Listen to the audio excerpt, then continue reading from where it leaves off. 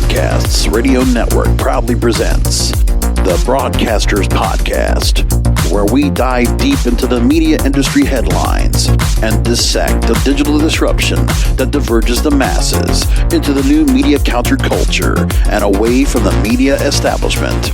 Here is the king of podcasts. The Johnny Depp Amber Heard trial has gone on now for 38 days as I record this episode of the Broadcasters Podcast, episode 227. And you haven't heard me say one word about it because there's been nothing for me to say that the media is not already going to say.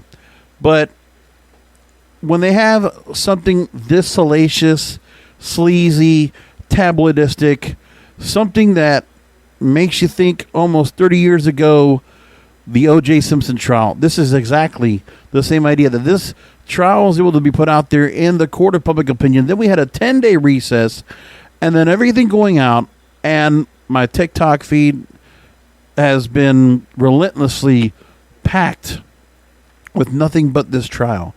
From every news source you can think of, every gossip outlet, every celebrity outlet you want, all your major news networks, the entire mainstream media is consumed on this trial. They could care less about anything else, which is what they're used to. I mean, you know, look, I've lost all my faith and trust in the mainstream media, which is why I don't talk about it much anymore. On this program, I'm just blowing hot air and wasting my time talking about it because I'm not getting anywhere. You know, the media is not going to go anywhere now. It's not going to do any justice like it once did. Whether it's paywalls or whether it's the coverage that they give out there and, you know, the bottom lines of what they're doing with themselves and what they have to do to try to keep making money coming in. That's what matters. And this right here, the fact that celebrities now are back in the spotlight again. And for everybody to have their own opinions and their own thought processes about these two individual celebrities that were married and falling apart, defamation trial, everything was seasoned to the right way to make this a spectacle. And that's what it's been. And now with both sides, you know, we already know that Johnny Depp's defense team put their side of the case out first. And we're going to talk all about the portrayal of this whole story. Because remember, it's not so much what you're getting from the trial itself. Like when you're the people that are in the jury right now, listen to this case for 38 days. God bless them. And they have to listen to this.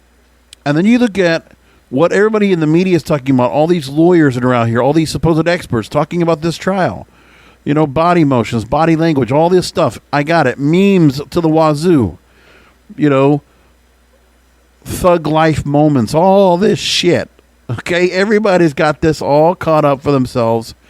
And I'm like, to me, it doesn't make much of a difference. I'm like, I don't care which way or another what happens here. What I do know is that I judge on the fact that everybody's guilty here. No one is without sin in this entire mess. And it doesn't matter to me who's going to win or not. But people are looking at this as a spectator sport. That's what it is. This is something better than what we would get for the Kardashians or any reality show we would get or any kind of news we get right now. This is it. People are all over this. Over two celebrities that are loaded with millions and millions of dollars, and we should care. But the media can't help themselves. You know, this is where they go ahead and see. This is where you see the popping of the head of everybody. All right? This is a defamation trial, not a murder trial. But the way this is being portrayed and looked at, you know, it's being used for advocacy for domestic violence, domestic abuse, sexual assault. You know, Time's Up. Me Too, all of this is being brought into light. It's propaganda being brought into place. Now, am I saying it's right or wrong?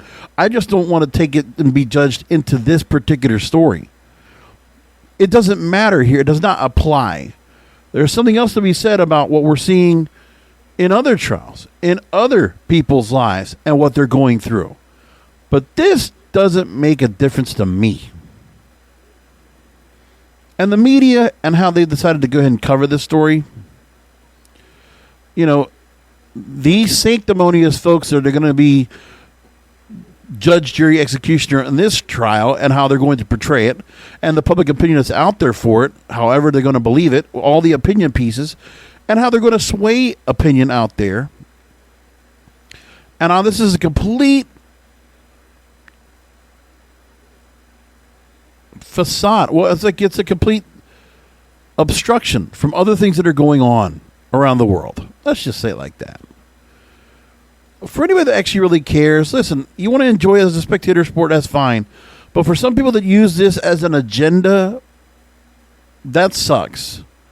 That's pretty shitty. And for the media to also, just make money off of this, it's on them. But their coverage, it sucks. And I know I haven't watched it much, because I'm sure I know what it's going to be. I can see what the study, what's being said in the press. Like, what's funny is, actually, there has been not a whole lot of the clips that I've been seeing. There's not been a lot from people commenting about it. It's more about the trial itself. But this trial is being played up for television. Let's just put it like that. It's like, look, here's Bob Jew, Camille Vasquez. Are Johnny Depp and Camille Vasquez a thing, and this and that. And Amber Heard and all the things she has said on the trial, and she's been ripped apart. And I'm not here to go ahead and judge on which way, one way or the other. It's what it is. But it really does suck, all this stuff that's going on, and all this commentary is being done across, and just this trial being put in front of us as it matters to all of us. As a people, should we even care about it? And the media, they put so much effort into this themselves. Well, they could be putting their effort into better things. But of course they won't. Of course they can't. It's not anything they're going to do themselves. It's pretty stupid. But that's what this trial has become. And what it's created. To create fans. To create advocates. To create a stir. That is over nothing. I mean, this has all been used for propaganda and for an agenda. That's all it is. And I'm not here to be political about it. I'm just saying the media has their reasons for what they're doing with this. They would love nothing more than to go and cover this just to get people to watch their programming. That's it. Because once this trial ends and it concludes, people will go away and find the next carrot or nugget to look at. The next dangling carrot, the next nugget to look at. Ooh, pretty nugget. There you go. Here's another pretty thing going on over here. Look at this. Look at this. Look at this. Yeah. That's why I just don't care about it. And I'm not going to keep my eye on all this. So anyways, into the stories we have today and what has gone on here. And now here's something we have to make mention of as well. When you look at storylines like this, I took 3 stories about this whole story here of the trial. One from Rolling Stone, one from Vice, and one from the New York Times. Just to get a full spectrum view of what's going on and how the media takes this. Because this is a true social experiment on how the media is and what good is it for anymore. Who asked anyone to be brought into this trial? Did it need to be out there for everyone to go and see? To actually have this out there documented hour after hour. Now, this could help either one of their careers as a result because of what happened to them. We know, or in some cases, it's just it damages a complete career for one of these artists, most likely Amber Heard. And then we get to this point, but it shouldn't matter with either of these stars what they're going to be and what they become. It's just stupid. A $600 million fortune lost in a career implosion. Witnesses described Johnny Depp's decline in Hollywood. And Amber Heard's lawyers called former employees and friends of the actor to testify in their ongoing defamation trial about his wild spending, paranoia, and erratic behavior. Yes, this is all the things that happen once you are in Hollywood. And this is another... It is a thesis in Hollywood and celebrity, and what happens when you become famous, and what you become as a result of this. There's so much here. His former talent agent, and everybody's going to throw everybody else under the bus. So his former talent agent described him as the biggest star in the world.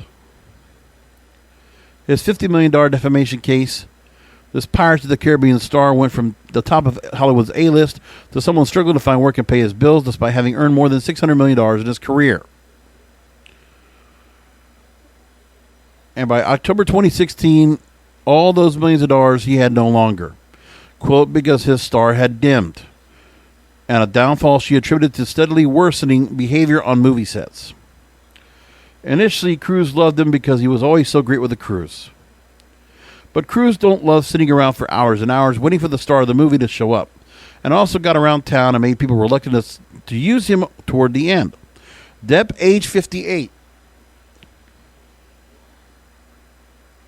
Says Heard defamed him even without naming him in her 2018 Washington Post op-ed discussing sexual violence in the Me Too movement not long after prosecutors in New York charged movie executive Harvey Weinstein with rape.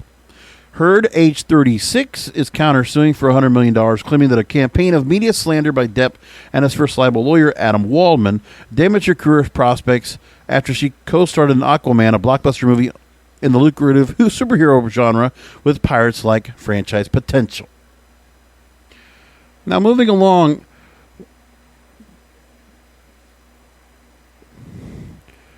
with his finances in disarray, Johnny Depp, and his roles disappearing, the reputation was tested by the protective order that Heard had gotten against him in the spring of 2016. He fought back in the media, but here's what's going on. 2016, Johnny Depp, because of what's going on here, his career is in decline. And then this defamation lawsuit comes into play. Well, Johnny Depp was going to play with the media and let them kind of help his cause. And it's been like that ever since. And then we go along and see how the media has kind of worked this through as well. Let's go through with what they've done. Because this is what has to come down to everything, okay? This is just a case to see who's going to win the millions of dollars anyway. To prove a point and to basically take down the other person in the case. Plaintiffs taking down defendant and the other way around. That's all this is. It's just a put-down game. And this is at the entertainment of the audience out here watching this when we shouldn't even care. We got better things to do with ourselves. We don't need our celebrities to be doing this. How about entertaining us, doing movies? But they didn't do that. And the media, what happens when you put the media involved and then the continued decline? Let's just bring it up because Rolling Stone talks about it. Depp wanted to fight back with the media, but with mixed results. His then lawyer, Waldman, testified under subpoena by tape deposition. He and Depp both approached Rolling Stone about a profile they hoped would be favorable.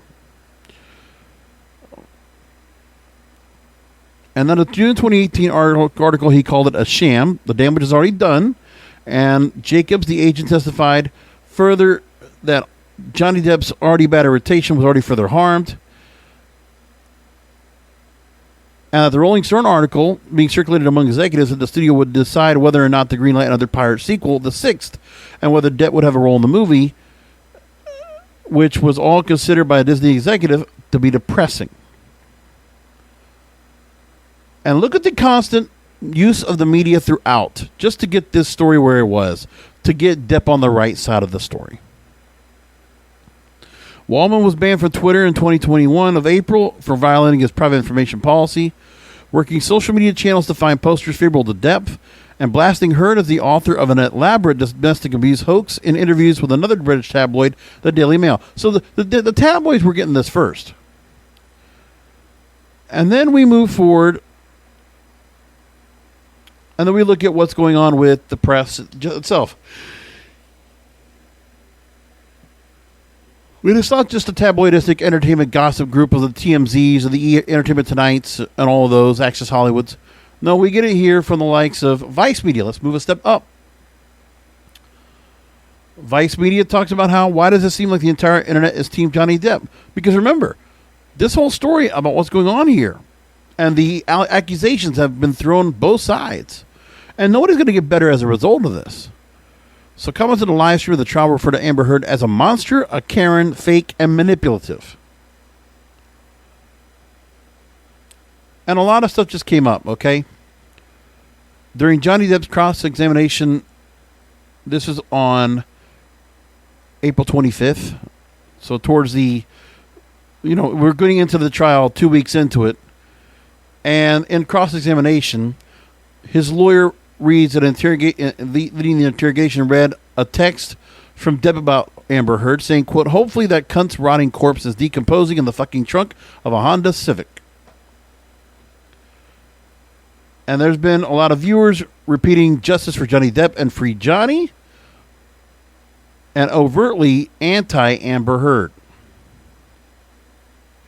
The case is still going on and a verdict is still likely weeks away, but many viewers have decided that Depp is the real victim. Quote, in one TikTok caption, I want to hug him and tell him everything will be okay.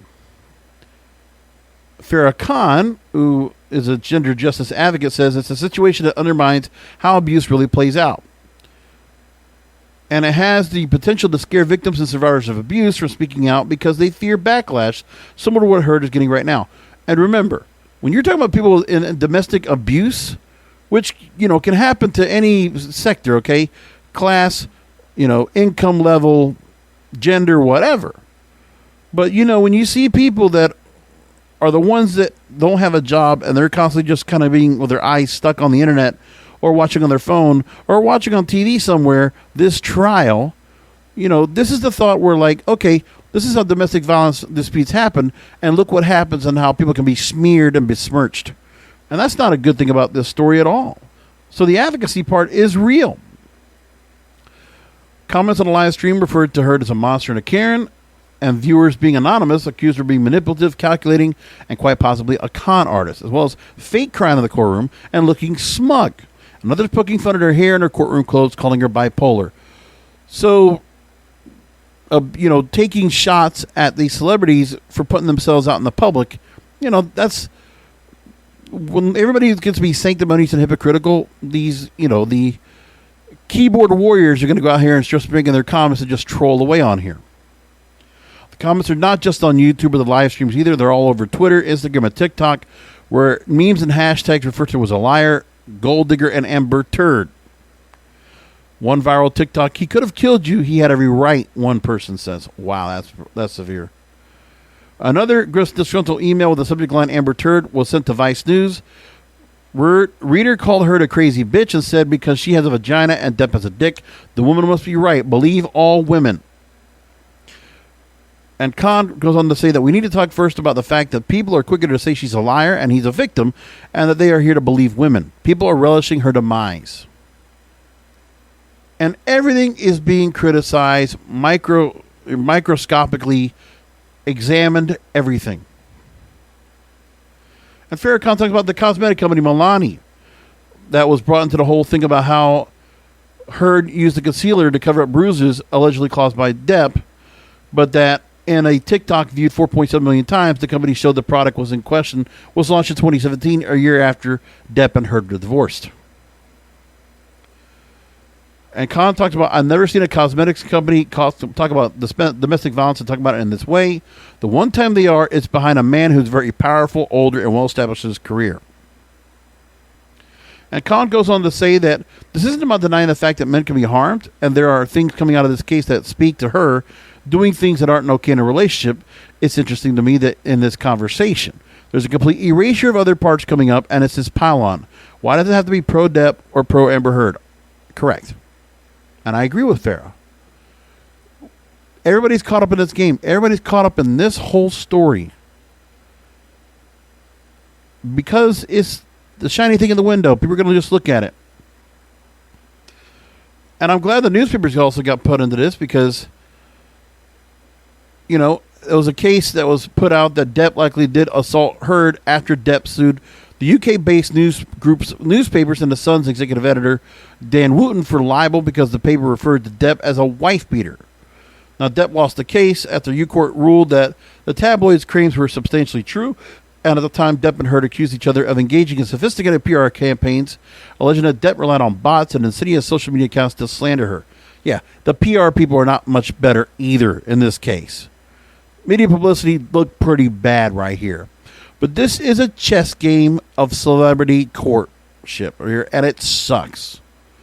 It's the depravity. It's the real bottom feeding of the media at its best right here tonight, as I would talk about this. And see what's also happening is of all this, there's people that are making money off of this, not just the media. But let's go to another story here, talking about how this trial shows the dangers of fan culture, because this is also hurting the fans out there and everyday people following this trial. So many have been eager to take sides, declare guilt, assign blame, and condemn cancel culture on social media and a coverage of the trial. Fans of Depp claim that his life and career have been ruined by false allegations of violence. He's the real victim. Others have written about how disturbing the public treatment of Heard has been throughout the trial, particularly as all the claims that were made and all the names been called on her. Now, this writer is a social worker and researcher who's worked with people who have survived and been criminalized for domestic and sexual violence. She wanted to look at the ways this case demonstrates the significant dangers of parasocial relationships, one-sided relationships with public figures, and their ability to reinforce carceral logics, the ways we've been shaped by the idea and the practices of imprisonment. And this represents the risks related to the emotional ties fans develop with celebrities, how these relationships can have material implications for how we understand violence and how it should be dealt with. Because people are looking at this, and people are just having fun with it, but they don't realize the underlying implications of what this does to everyday people watching this and seeing this is how a trial goes of domestic violence or domestic abuse. And whatever else happens here, of various actions being done on both sides, because both are very culpable. Let's just say it like that. People don't know Depp or Heard and don't know the full history of the relationship. They're only known as beloved characters. The bonds are influencing conversation about what does and doesn't count as violence. Right now, online abuse of Heard is being seen as acceptable because she's been declared a liar by the social media majority. The media, the social media, the PR, all this publicity, all this public conversation, it's not doing any good. Imagine if it was you or someone else you love that's getting this kind of treatment by both sides here. Imagine, this is the level of criticism and vitriol and angerness and bitterness and just real, again, bottom feeding, just bullshit that's being brought out from all this. And it's all behind the internet wall, concealing everybody so whose identities cannot be seen or heard. TikTok trends have openly mocked her emotional reactions, Heard's emotional reactions during the testimony. But violence is a spectrum and is deeply nuanced in relationship with power, identity, and context. When people assign the label of abuser or offender to some and not others, they're deciding which violence is unacceptable and which is inexcusable. Now, I'm not trying to use this story, this whole case, to use for political points like other people are going to use, or for publicity points. It doesn't matter to me. Listen. Sure, maybe I'll get a few more downloads as a result of this show. Maybe I'll get a little bit of ad revenue off this show. Sure. So I'm not without my own personal reasons for talking about this, but I also waited 38 days to talk about it. I could have talked about this every week for the last 8 weeks the last 6 weeks or so. I could have talked about it, but I don't. The purpose of my discussion here on this program is to discuss the fact of my disgust that I have with the media and what they're doing with this story. Because of what is really going on that doesn't get talked about here. Because, take the story if you want to use it as a full spectrum discussion. It doesn't have to be advocacy just to go and put a political point. You don't have to do that either. But here, the impacts that survivors have when it comes to disclosure. Because what is it saying to those that might go through, and they're not Johnny Depp and Amber Heard with millions upon millions of dollars at their disposal and high-powered lawyers also on retainer, and having the chance to get their whole thing played out on court TV and then pushed out to every other news source out there, because maybe they didn't take it on TV, on the networks, on the cable or television. No, cable, yes. Court TV, yes, you can see it. But honestly, when you're looking at the story, you're looking at what's happening here with this case, and all the network outlets are putting it out on the internet. So you can watch it on YouTube, you can watch it on TikTok, you can watch it wherever you want. Live streaming. It's all over the place. What does it say about who we consider real victims and perpetrators? What happens to people whose stories are complex? Well, the commentary on social media appears to as a product of stan culture, which I will talk about in the New York Times story in a minute, and has tangible implications for social legal responses to the issue. Playing out in real time, when people decide that those who lie about violence should be punished, we see frivolous claims in sections of in institutional sexual violence policies and on police portals for reporting sexual violence. What appears to be normal social media activity exposes a much darker reality. Parasocial relationships help entrench deeply harmful conversations, shaping how people address and redress domestic and sexual violence. But this kind of discussion here, you're not going to hear in any of the media outlet. They're not talking about this part. And then we're going to talk about now who benefits from this. Besides, maybe there will be some fanfare for Johnny Depp and Amber Heard as a result for all this time they've been on. You know, OJ Simpson was able to hold on to a career, and even after he went to prison and came back out. It's amazing how things work out. CNET talks about this story and how it's dominating TikTok and YouTube. So it's become one of the most popular topics on the internet, in between images of the ongoing Russian attack on Ukraine, the mass shooting in Buffalo, New York, the national abortion debate, and rising inflation. The video snippets are coming from the same static, dark wood panel courtroom that are going viral. So now there's a camera live feed streaming free to the internet from the proceedings in Fairfax County, Virginia. Millions of people are going online to dissect every moment trickling out of the trial's live feed. Some are watching it because it seems entertaining to them, others cheering on their preferred side. While that doesn't seem to stop people from sharing links, watching videos by the millions, and tumbling further down the rabbit hole, remixing trial footage into their own brand of parody. That's the funny part to watch. Like, I will say there's some creators that are making money off of this because they're being very creative as a result. So it includes, so they move along and talk now, and the search for Depp or Heard on YouTube or TikTok, and most of what you'll find are short clips of the trial with tabloid-worthy headlines like Johnny Depp destroys Amber Heard's lawyer, or one from a now famous quote from Heard's testimony, "I did not punch you, I was hitting you." The people who run these accounts say they're uploading the clips, running several minutes in length to draw attention to a detail they believe is important that might get otherwise overlooked. Critics worry it's turned from mocking celebrities to encouraging harassment of abuse victims. Domestic violence is not a joke, according to sex and culture critic Ella Dawson. In 20 years, people are going to look back at this trial and all the media coverage and be disgusted. Some of us are already disgusted. Yeah. I mean, because they're not taking domestic violence seriously, yeah, that's true. But for those that are not taking it seriously, like the media coverage, it's the media themselves that are just glorifying this altogether. Because the celebrities, they shouldn't matter. I mean, they are real people, but you know what? We got to think about what real people are going to be saying about this anyway. And that's the point you got to take from. Creators are certain to share the same story of a growing interest in trial over time. They post videos either because they're longtime Depp fans from his days as Jack Sparrow and the multi-billion-dollar Pirates of the Caribbean movies, or more as this recent run as Grindelwald and the Harry Potter prequel Fantastic Beasts. They talked to a whole bunch of other creators about what's going on here. And this is the story that's got to be talked about as well. Courtroom dramas have long been a pillar of American pop culture. TV shows like Law & Order have been on the air longer than many TikTokers have been alive. But we had the Salem witch trials taught in school, the Watergate hearings on Capitol Hill ahead of President Nixon's resignation from office in 1974. And in the past 30 years, though cable TV and eventually internet streaming have offered people a chance to watch every moment of a high-profile case, All the attention changes when we look at these court proceedings as well. Often the most watched ones are called trials of the century. And you get rare opportunities where practically everybody does at least have a little bit of a passing knowledge of what's going on. It's from Robert Thompson, who's founding director of the Blair Center for Television and Popular Culture at Syracuse University.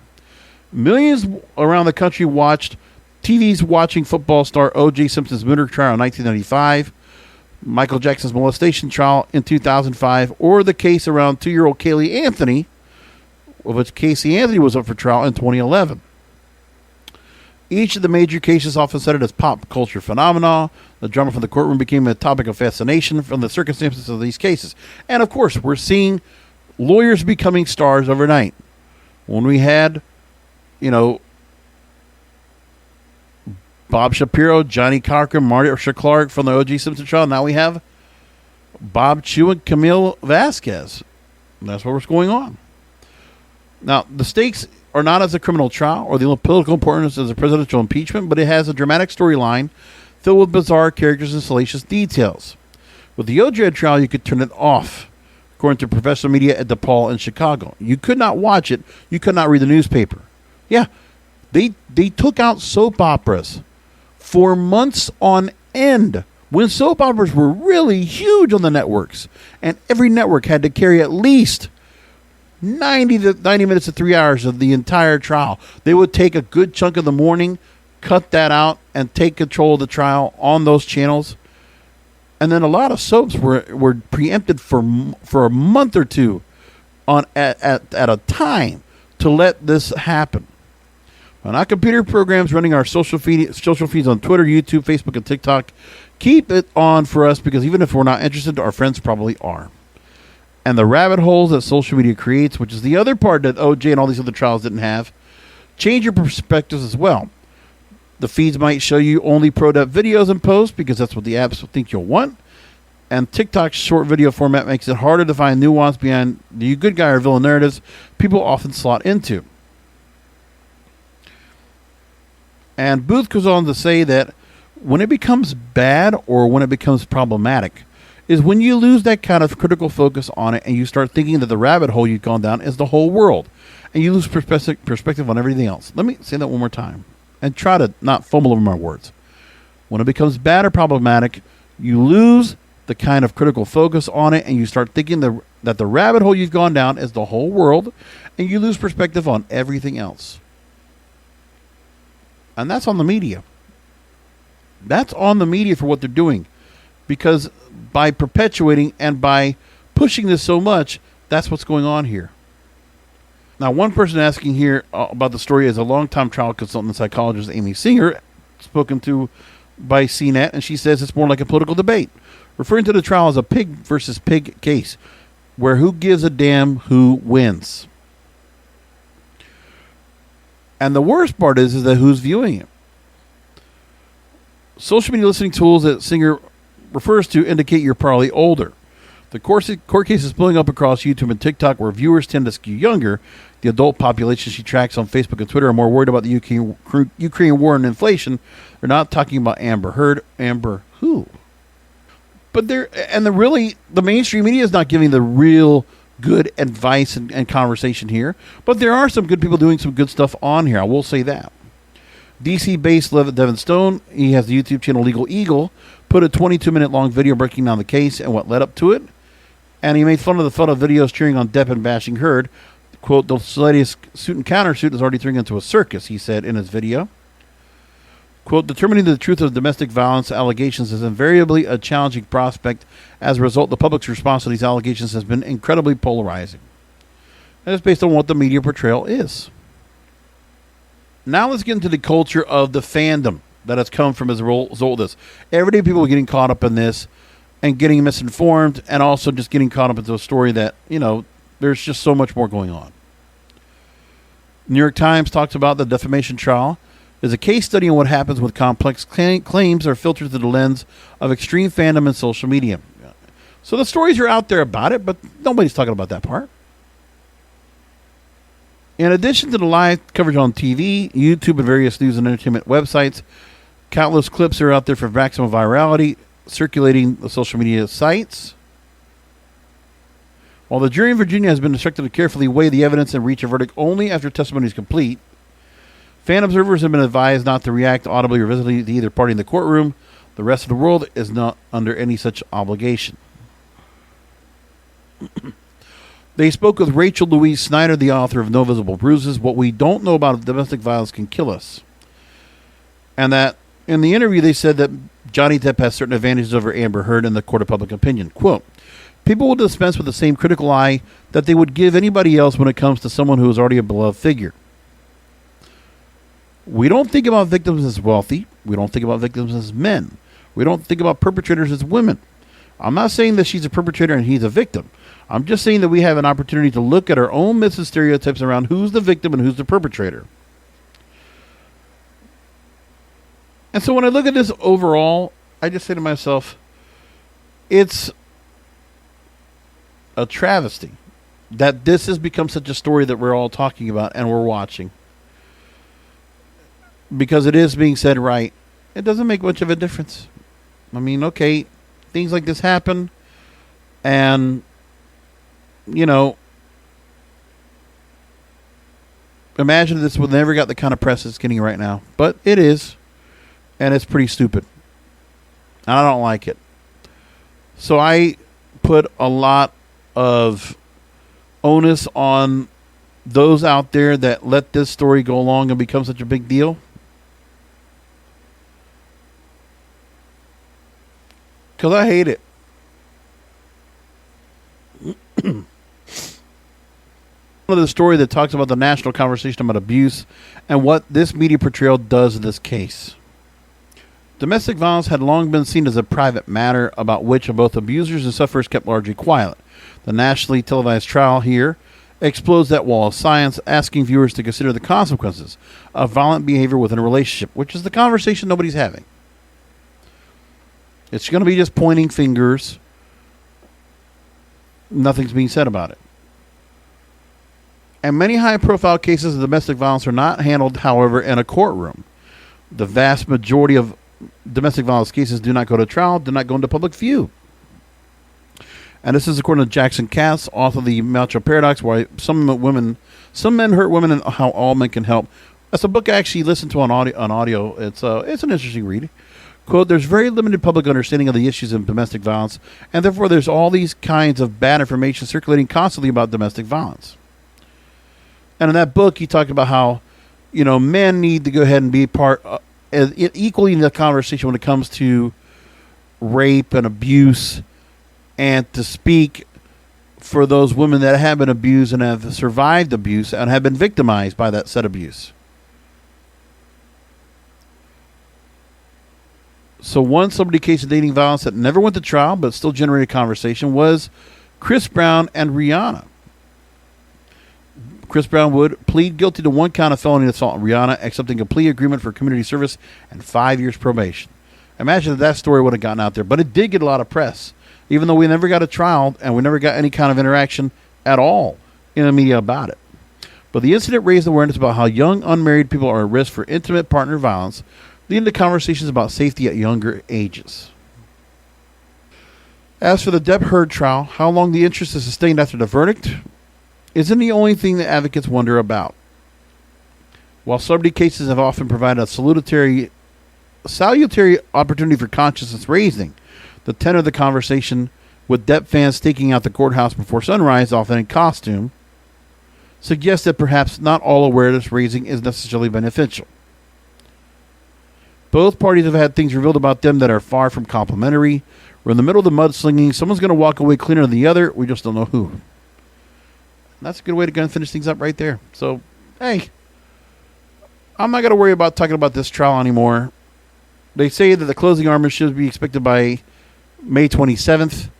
And then before Memorial Day, we probably will get to find out who comes out of this defamation trial victorious. And that'll be it. And we can move on to other things for our summertime interest. So I have a few other stories I want to bring up before we can wrap things up tonight. Now I want to get into the other bulk of my other content here, which I'm going to just try to cram through here in the next 15 minutes. First of all, radio being in the decline. And this is a story I was going to bring up last week, that I did not bring up. I just figured it's one of those things that, radio doesn't worry about their own problems, but this is something I thought would be very important. The Jacobs Tech Survey 2022 came out. AM/FM listening is slowly trending down among the lower generations. We know that's happening. And also radio music discovery is trending down as well. And so when you're looking right now and wanting to discover new music and new artists, when the tech survey was done in 2014, 39% of respondents said they would listen to radio to discover new music and new artists. Now it's 23%. And it's declined a lot in that amount of time. And for the first time, Bluetooth has overtaken FM radio as the most important feature among new car buyers. 76% feel Bluetooth is very important. FM radio, 70%. The smartphone connector or the aux-in is 57%. And listening in the car continues to erode.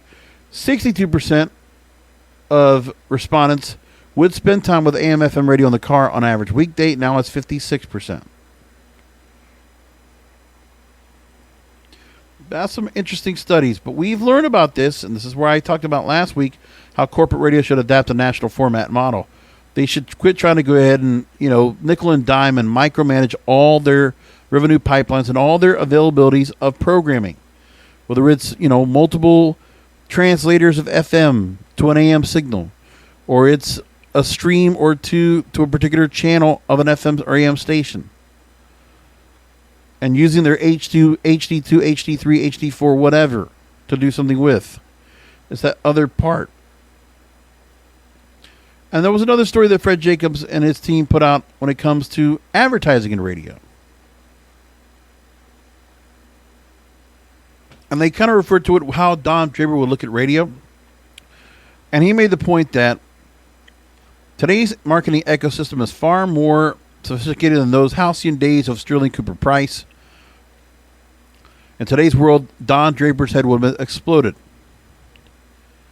Because right now, advertising is as shoot from the hip as ever. If you ask an advertiser whether it's the CMO for an automobile brand or the owner of a nail salon, they both rattle off the media and platform they feel are most efficacious. The ones that actually provide true return on their marketing investment. In other words, the ones that work. And radio looks bad as a result.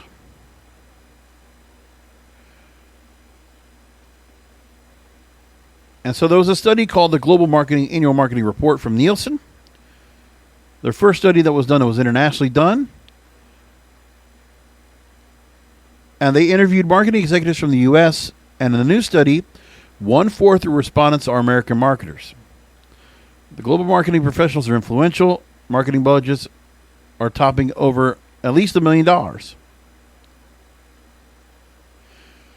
So in the study, they said that the lowest level of confidence for advertisers is reserved for AM/FM radio, for which 41% of respondents are extremely or very confident in the confidence that radio advertising remains a critical vehicle for reach, with being the channel with the widest weekly reach in the U.S.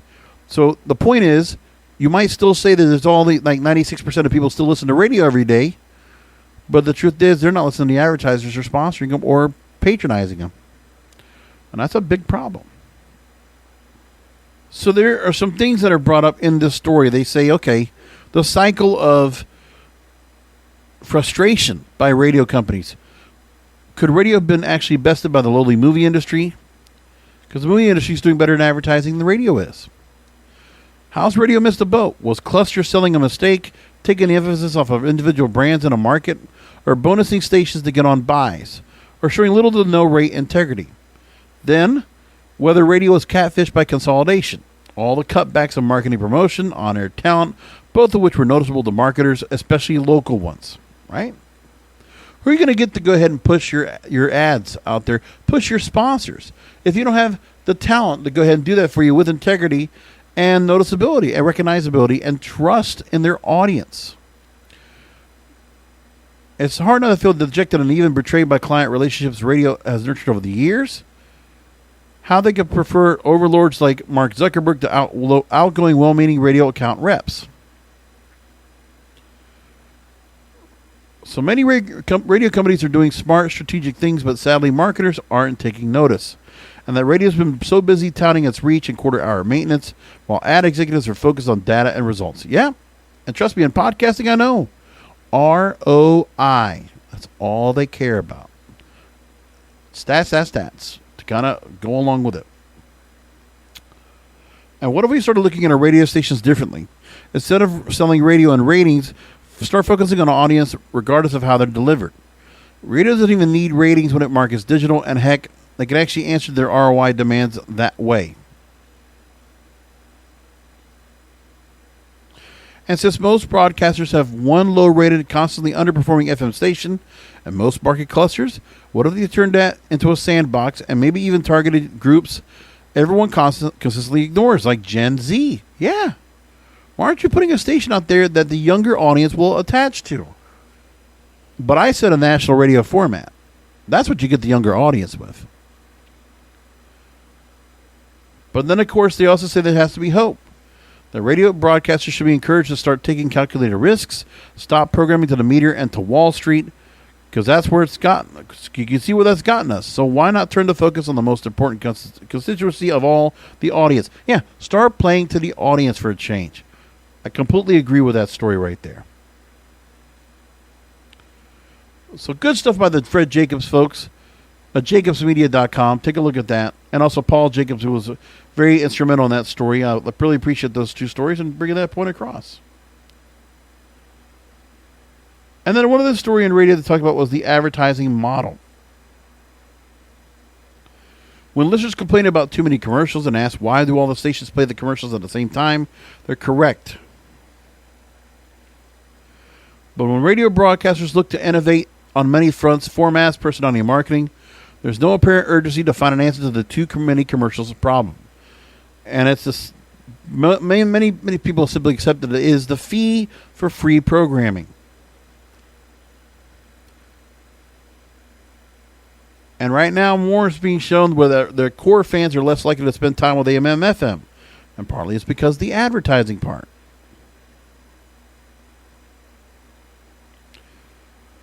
There's a story recently in Fast Company focusing on Netflix's efforts to devise a lower tier service with commercials.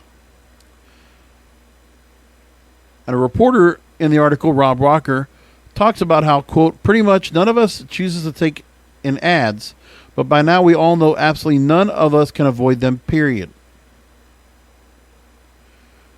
So the video streamers are going to rely on ads in a limited capacity. Then why not radio do it in a limited capacity as well? There has to be a way to do that and still make money.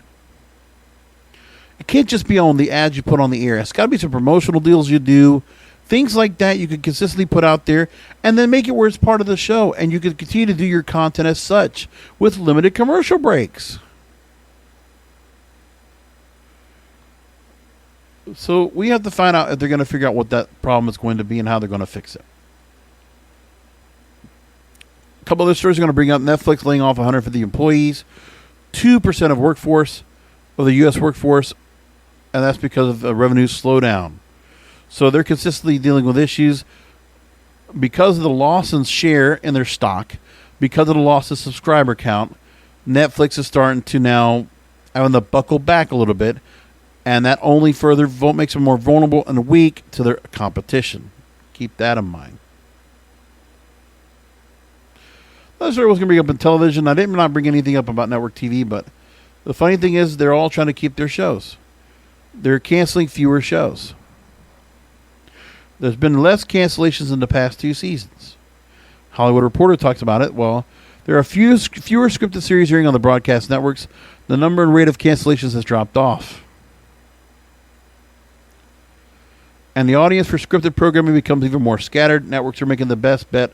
Familiar titles like the NCIS's, Law and Orders, the Chicago shows will keep viewers coming back, whether it's to a specific primetime slot or streaming platforms that carry the network shows the day after they air.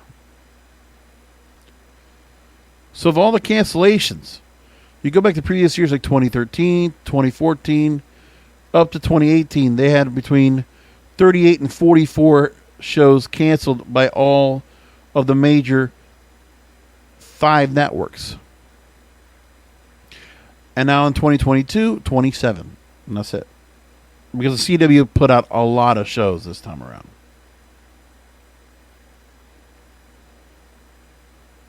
And it's not helping much that most of the shows that are all scripted or reality-based that are not live programming, they're pulling no more than about 7 or 8 million viewers at the highest end, which is nothing now compared to what it was. Because even the Dallas right now that I'm watching these days was getting between 21 and 26 million viewers on a Friday night at 9 o'clock. And that's with cable coming into the onset at that point. Might not have been a big difference in 84 and 85, but it was. It was starting to take a dent. We know that. And one of the story I thought was kind of interesting is broadcasters trying to get clearance to put cannabis ads out there. And that was a story that also caught my eye, of course, working with Cannabis Radio. If you didn't know, I host a show called Blunt Business on there.